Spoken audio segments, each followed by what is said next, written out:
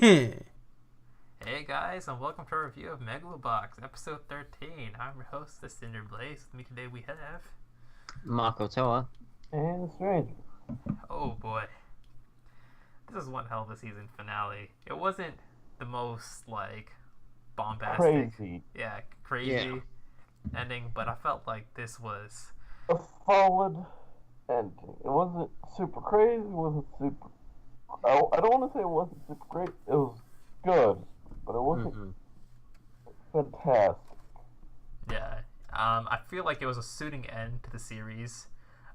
They did keep us in suspense for the longest time because we did not figure out who won the match until the very last second, where they just give us the little the end card that says that he was undefeated the entire time, and I was just whew. I was real happy. I was like, yeah.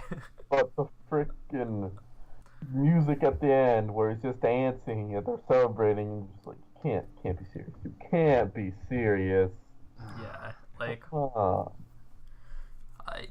some of that dancing stuff was a little bit weird, but just kind of knowing the excitement from some of the characters, just how giddy they got, especially with Joe at the very end, you can kind of tell there's giddish step to it, and for Nambu, he was kind of, he was getting really excited before the match, it was this is the thing that everyone's been waiting for, why not put on some music and dance?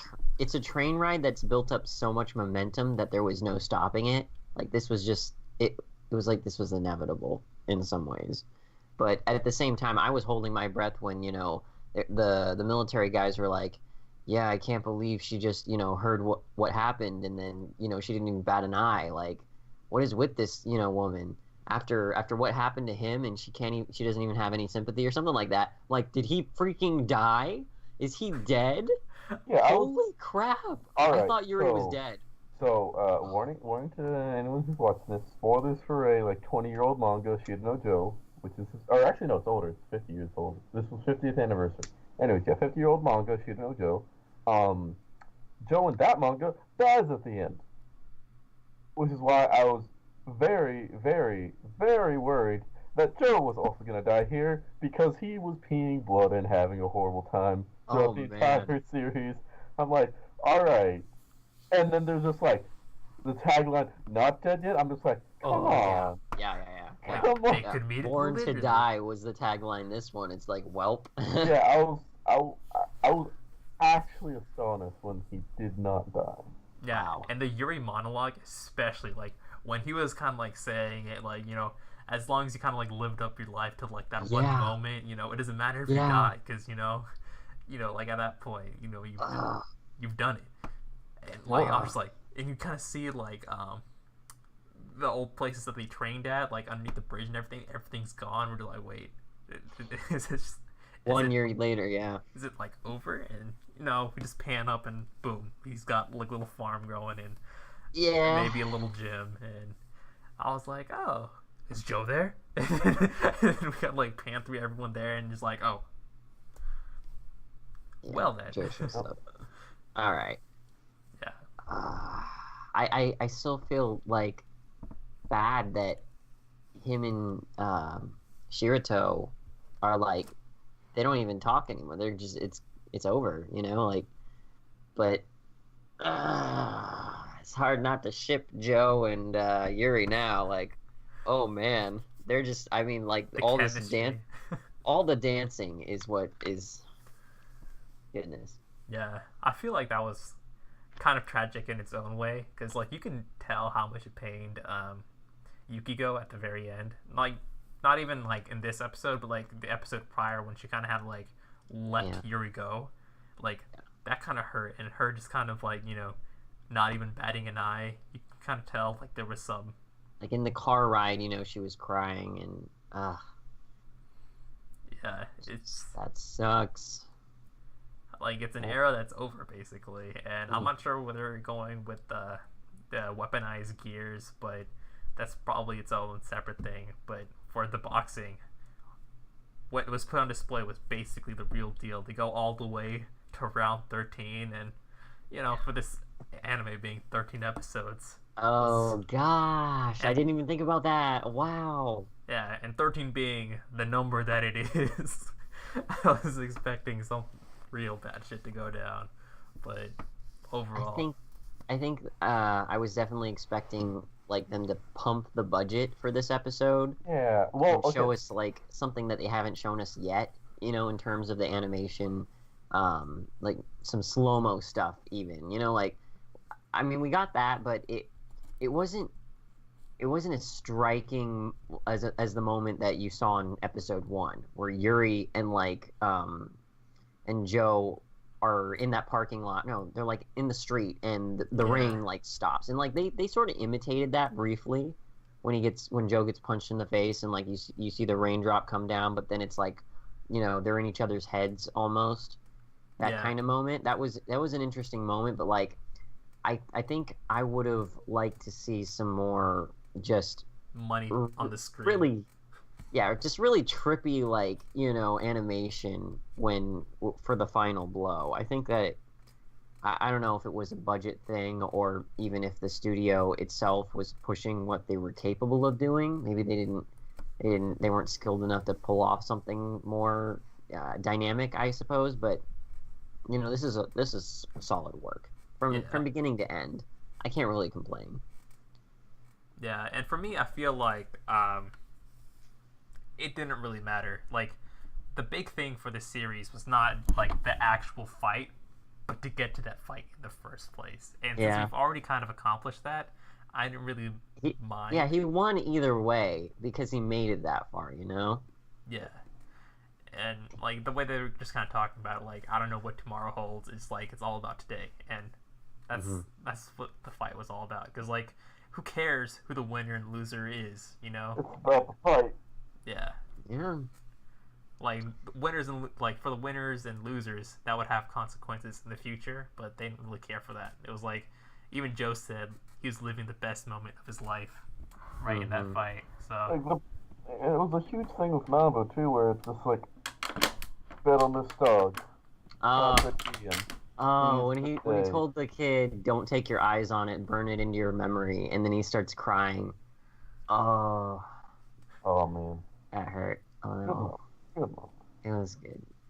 I also liked when the kid, tried to give a water bottle or whatever to Yuri. That whole little interaction was nice. Yeah, you shouldn't take my water. I don't want you complaining afterwards. Yeah. It's like, when my friend beats you. Yeah. It's like, man, I would have beaten him if I wasn't so thirsty. Yeah. Oh man. Overall, it was a nice ride, and I feel like the journey was probably the best part. Like, all the twists and turns to even get to this point in the first place was just it was real looking back nice. at the show as a whole, like, this is definitely Blu-ray worthy for me. I can't wait until the dub comes out so I can show this to my friends who aren't into anime as much, because I think that this is a show that will be more accessible than other anime, Yeah. Yeah, like, it's really relatable. It's just like a generic sports thing, and like they don't make it super unrealistic. Like, they're still just like doing regular fighting. But geez, looking back on the series, I don't want to do like a full series review because I think we've talked a lot about this series. Yeah, we have. But just one thing, looking back, was probably one of like the most notable like highlight of the series overall. Oh. Like, for me, it's probably the Joe and Mikio fight, because I feel like that was intense, and like the whole like the punch at the very end was very satisfying, and the conclusion afterwards, where it just kind of like, the way he kind of like takes the defeat, I felt like it was just like really nice overall. So I don't have much to say about that, but anything for you guys? I definitely agree with the Mikio fight because it had the most build-up.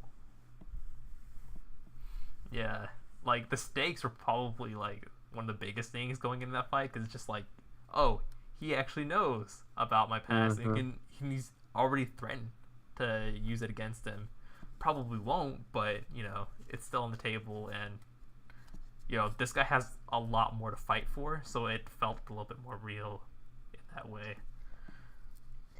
The direction that they were able to manage to like get over that situation, when at first they had to throw the match against him originally, and then you were just like, wait, how do they do this now? How are they going to win? How are they gonna?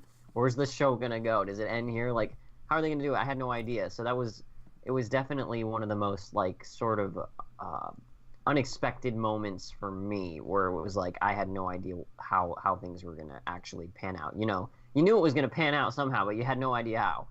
But for me personally, though, moments that stuck out to me a whole lot are, and I feel like I'm forgetting one really important that probably made me cry somewhere along towards the end, but I will never forget that moment in the first episode where Yuri and Joe are about to throw down in that rain, and you just hear, this and the time slows down, like they're friggin', I don't know. Anyways, and then besides that one, the other part of the show that really impacted me and, kind of solidified this show's antagonist is when Yuri was suffering in that, like, underground cabinet area, breathing in pain because he decided to take his gear off just so he could fight Joe, like, man to man without any augmentation.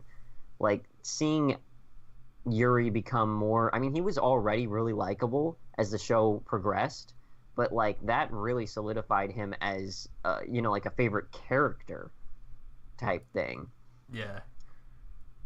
By the end of the series, he wasn't, like, someone that we wanted to get completely destroyed. Like, we liked both of the people. Yeah. We just wanted we just wanted the match to be the best as possible. And I think that's what both the fighters wanted going into it.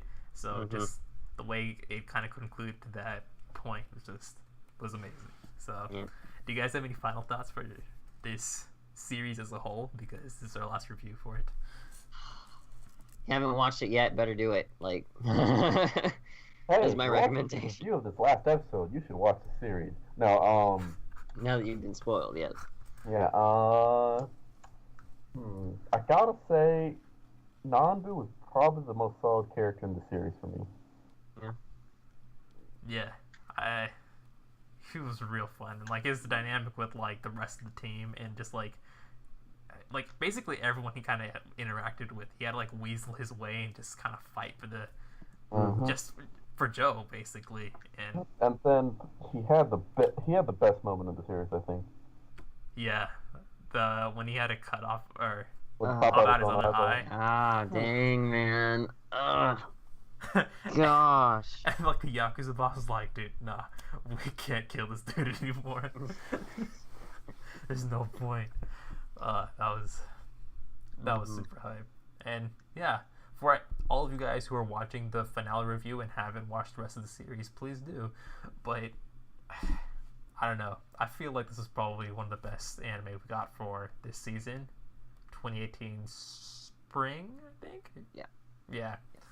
So, we enjoyed it a lot. So, hopefully you guys did as well. And if you have any comments, just leave them down below. Make sure to like and subscribe if you haven't already. Check out our description down below for all of our social media links and that juicy Discord link as well. Just in case you want to talk about Megalobox 6 months later, we're still going to be down there. So just join us whenever you can.